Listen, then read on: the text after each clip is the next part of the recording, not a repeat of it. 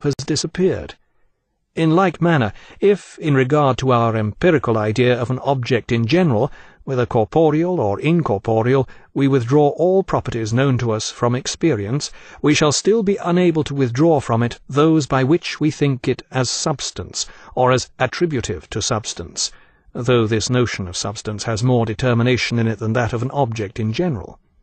We must therefore, overborne by the necessity with which said notion forces itself upon us, admit that it has its seat a priori in our faculties of cognition.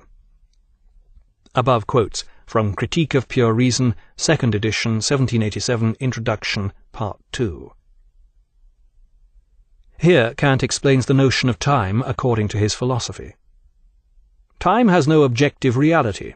It is not an accident, not a substance, and not a relation. It is a purely subjective condition, necessary because of the nature of the human mind, which coordinates all our sensibilities by a certain law, and is a pure intuition. We coordinate substances and accidents alike according to simultaneity and succession only through the concept of time. Collected Works, Volume 2. Here Kant differentiates between different kinds of happiness. This comes from his essay on the beautiful and the sublime.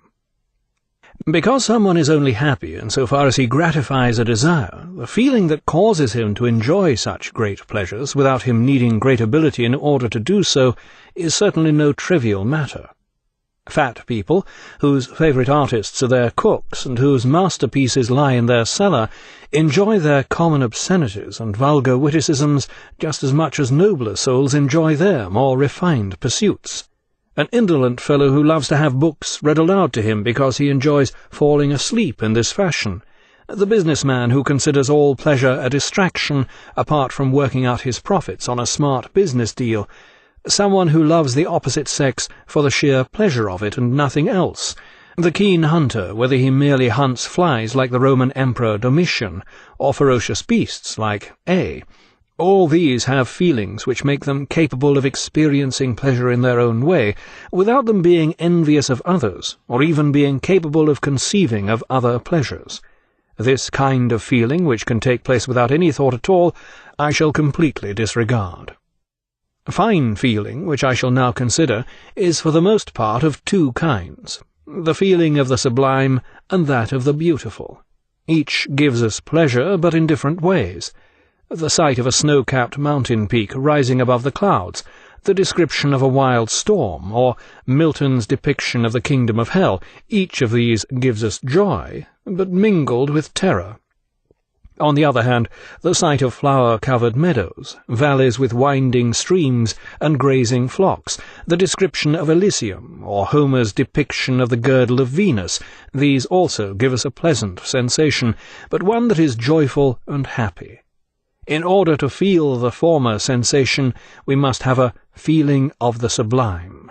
But in order to experience the latter properly, we must have a feeling of the beautiful. On the Beautiful and the Sublime, Section 1. A rare example of Kantian poetry. This was written in 1782 on the occasion of the death of Pastor Lilienthal, who had married Kant's parents. Was auf das Leben folgt, deckt tiefer Finsternis. Was uns zu tun gebot, des sind wir nur gewiss. What comes after life is hidden in deep darkness. What we are expected to do, that alone we know. An even rarer example, this time of Kantian humour, a somewhat desiccated and elusive quality. This comes from the opening of his essay, Perpetual Peace. Perpetual Peace. Whether this satirical inscription on a Dutch innkeeper's sign, upon which a churchyard was painted, has for its object mankind in general, or in particular the governors of states who are insatiable of war, or whether it points merely towards those philosophers who indulge the sweet dream of a perpetual peace, it is impossible to decide. The following goes a long way toward explaining the popularity of Kant's geography lectures with the citizens of Königsberg. It was written by Dr. J. H. Stirling, a 19th-century British member of the Philosophical Society of Berlin. In Kant's geography lectures, he cannot help referring to some of the most interesting facts that have reached him. Negroes are born white, all to a ring around the navel. The ibis dies the moment it quits Egypt. The lion is so noble he will not put a paw upon a woman. If you make a cup of the rhinoceros's horn, any poison will splinter it. There is a muscle in Italy that gives out so much light that you can read by it. In Languedoc there is a hot spring that hatches eggs. Wild beasts eat only Negroes in Cambia and leave Europeans alone. The Negroes in America are immensely fond of dog's flesh, and all the dogs bark at them. According to Dr. Sterling, these views were all gravely propounded. Chronology of Kant's life. April the 22nd, 1724, Immanuel Kant born in Königsberg in East Prussia. 1737, Kant's mother dies. 1741, Kant enters the University of Königsberg. 1746, Kant's father dies, and he is forced to leave the university to support himself as a private tutor. 1755, he finally takes his degree at the University of Königsberg. 1755, becomes Privatdozent, equivalent of junior lecturer, at the university, and delivers lectures on mathematics, philosophy, anthropology, and physical geography. 1770, appointed professor of logic and metaphysics. 1781, publishes Critique of Pure Reason. 1788, publishes Critique of Practical Reason.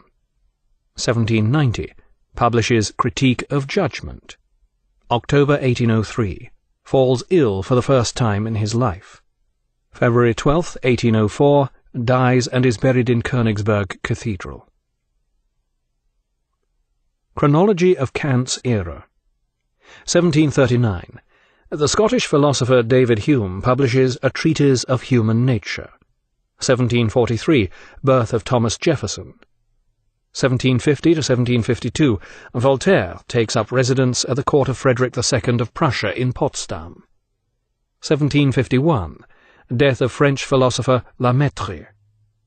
1759, founding of British Museum. 1762, Rousseau publishes Emile, which causes Kant to break his routine and miss his afternoon walk. 1770, birth of Hegel. 1774, Goethe publishes The Sorrows of Young Werther. 1776, American Declaration of Independence. Death of Hume. 1778, death of Rousseau. 1789, French Revolution. George Washington becomes first President of the United States. 1799, Napoleon becomes first Consul of France. 1804, Napoleon becomes ruler of Germany. Chronology of significant philosophical dates.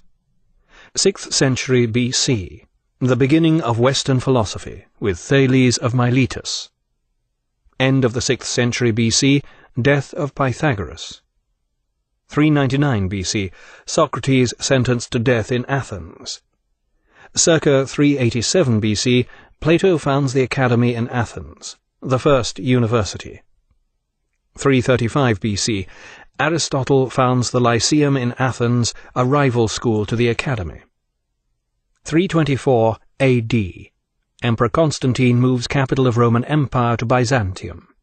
400 A.D., St. Augustine writes his Confessions, philosophy absorbed into Christian theology. 410 A.D., sack of Rome by Visigoths heralds opening of Dark Ages. 529 A.D., closure of Academy in Athens by Emperor Justinian marks end of Hellenic thought.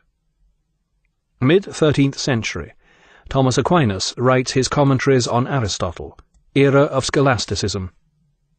1453, fall of Byzantium to Turks, end of Byzantine Empire.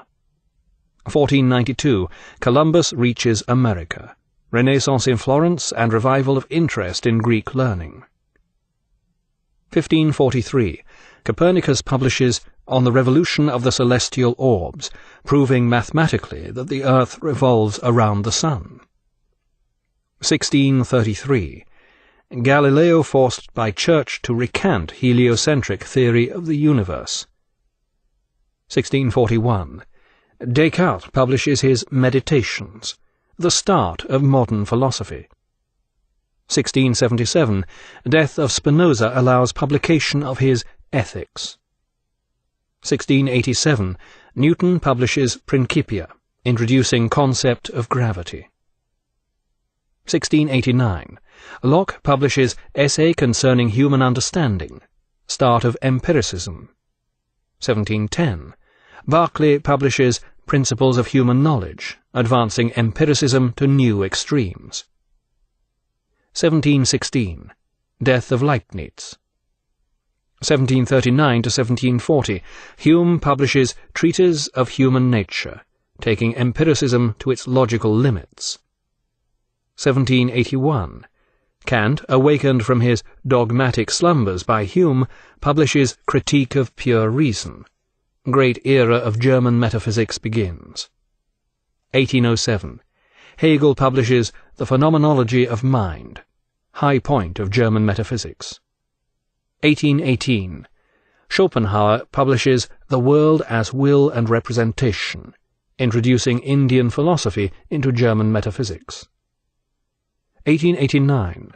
Nietzsche, having declared God is dead, succumbs to madness in Turin. 1921. Wittgenstein publishes Tractatus Logico-Philosophicus, claiming the final solution to the problems of philosophy. 1920s. Vienna Circle propounds logical positivism. 1927. Heidegger publishes Being and Time, heralding split between analytical and continental philosophy. 1943. Sartre publishes Being and Nothingness, advancing Heidegger's thought and instigating existentialism. 1953. Posthumous publication of Wittgenstein's Philosophical Investigations, high era of linguistic analysis. This concludes the reading of Kant in 90 minutes by Paul Strathern. The book was read by Robert Whitfield. For other audiobooks from the Philosophers in 90 Minutes series, or if you would like to obtain a complete printed catalogue of our titles or our monthly update telling you about new releases and our new collection of books on CD, write to Blackstone Audiobooks, P.O. Box 969, Ashland, Oregon 97520, or call 1-800-SAY-BOOK. That's 1-800-729-2665. You may also obtain the same information from our award-winning website. Our address, all one word, is www.blackstoneaudio.com. Thank you. Essay on the beautiful and the sublime. Because someone is only happy insofar as he gratifies a desire, the feeling that causes him to enjoy such great pleasures without him needing great ability in order to do so is certainly no trivial matter.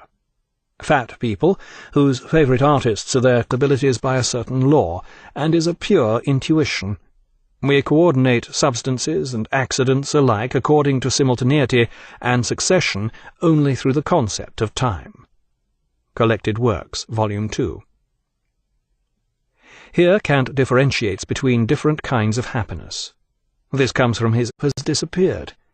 In like manner, if, in regard to our empirical idea of an object in general, whether corporeal or incorporeal, we withdraw all properties known to us from experience, we shall still be unable to withdraw from it those by which we think it as substance, or as attributive to substance, though this notion of Part 2. Here Kant explains the notion of time according to his philosophy. Time has no objective reality. It is not an accident, not a substance, and not a relation.